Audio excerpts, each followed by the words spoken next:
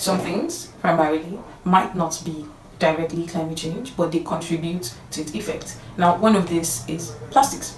Plastics directly in themselves were created as a solution to, because they are durable, they last long, it is cheaper to produce. Basically, that's why plastic came about, right? But today, plastic is what's kind of like the enemy. Hi there, welcome to my YouTube channel. My name is Prima Kaede and I am an environmentalist and also a climate action advocate.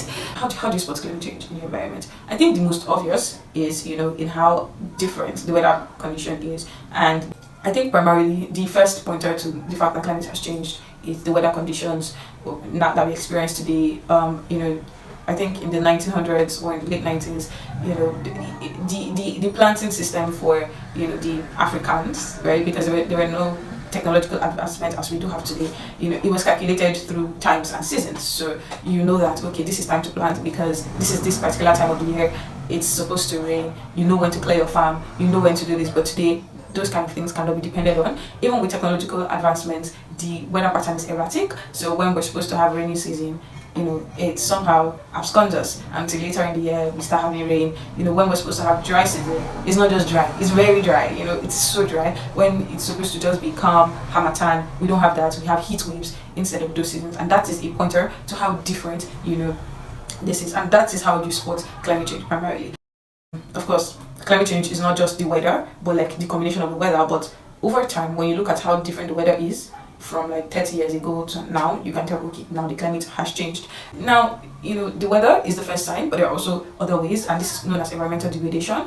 Basically, how the environment has lost its quality. So when we talk about quality, we talk about the quality of the air that we breathe. We talk about the quality of the water. We talk about the quality of the land, which is the soil, basically. And it means that the soil is no longer as fertile as it used to be, primarily because it has been contaminated or it is unable to yield the ideal harvest that it is supposed to yield, right? And then when we talk about air quality, we talk about the quality of the air that we breathe in and that we breathe in basically. Normally we're supposed to have a lot of trees around us, and the trees are supposed to breathe out oxygen and then breathe in carbon dioxide, while we humans breathe in oxygen and then breathe out carbon dioxide, right? So that is like a normal system of exchange. But because the urban planning was not done right, and then there are clusters of homes, congestion in cities, we begin to experience where everybody is living in the same space where there are no longer trees. We have so much release of methane and carbon dioxide into the atmosphere, and then the atmosphere is now dense, the air quality is now dense, and it has lost that level of just naturalness and that quality that it is supposed to have. And now the air is thicker, more, that's what I'm looking for, basically more dense, and it is not so safe for humans to breathe in this quality of air. Now and of course this ripple effects is going to lead to health issues, right? Tuberculosis, asthma, breathing conditions, heart diseases, the lungs, and all of that, right? So we have that also. And when you think of say the water quality, of course now we have plastics in the water. I need to talk about plastics. We have plastics in our water everywhere. Of course, the process by which these plastics are created releases methane into the atmosphere. We also have oil spills because we're using a lot of fossil fuels. Everybody's using fossil fuels, petrol, kerosene, whatever it is. And these things leak into water, and of course, it affects the quality of the water that we use today.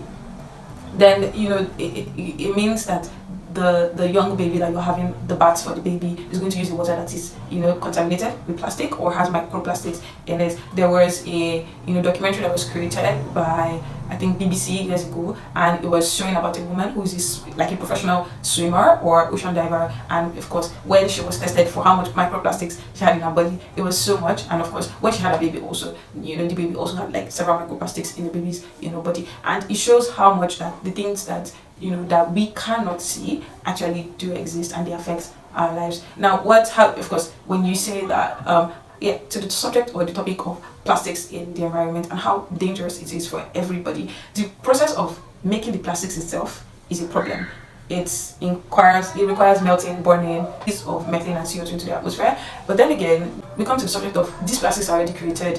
What do we do, right? These plastics are created. What do we do? So in a very large sense, you have to understand that the plastics themselves are going to end up somewhere, and they are not biodegradable. Plastics are going to end up somewhere, and they are not biodegradable. Now, as examples are single-use plastics, like your styrofoams, like your yeah, styrofoam is majorly, but there are also cases where people use their cans, their bottles just once, and these things are not degradable. By degradable, I mean they don't compost, they don't, they don't diminish in some sense. You can keep a plastic here and have it for the next 50 years, 60 years, and nothing is going to happen to it. This is why plastic basically is the enemy, in the sense that the process of producing is not environmentally friendly. It being in the atmosphere is not environmentally friendly. And how does it die? It doesn't even die. So it's not environmentally friendly in any sense. This is why people talk about reducing our use of plastic and also recycling our plastics, right? So plastics don't just include your bottled waters or your shampoo cases or your body cream containers. It also includes things like your, of course, the pen I'm holding in my hand is made of plastic. I'm trying to use the food, the plates we use to buy food. They come in plastics. When you drink your carbonated drinks or whatever, they come in plastics. Several examples. Oh, the cap of your toothpaste, your shaving sticks, all of those things, right? They also come in plastics, right? And many of these things cannot be used, right? Yeah, and yeah. So there are those cases also, and you have to be very wary of them, because when the sea level rises, there's heat and so on and so forth in the atmosphere. Plastics pile up.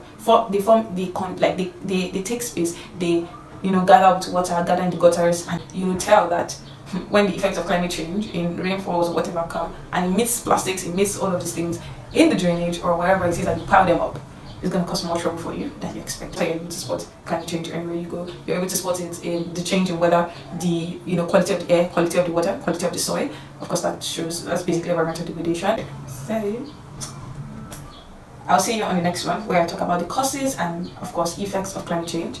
I hope you'll be there, because I'll be there.